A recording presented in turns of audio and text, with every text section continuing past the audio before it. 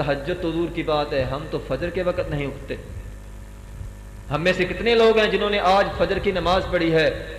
رسول اللہ صلی اللہ علیہ وسلم نے فرمایا جو انسان فجر کی نماز نہیں پڑھتا، فرمایا فجر کے وقت فرشتے، شیطان آتا ہے، انسان کو تھپکیاں دے کے سلاتا ہے۔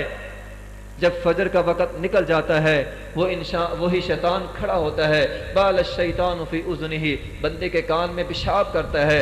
آپ خود اندازہ لگائیے، آج جس نے فجر کی نماز نہیں پڑھی اس کے کان میں شیطان کا پیشاب ہے۔ کیا یہ رب کی گستاخی اور بے ادبی نہیں ہے؟ رب تعالیٰ کی طرف سے پکار ہو، حی علی الصلاح حی علی الفلاح، اور ہم سوئے رہے۔ یاد رکھنا اللہ یہ گستاخی معاف نہیں کرے گا، اللہ بڑی سخت سزا دے گا۔ حدیث میں آیا ہے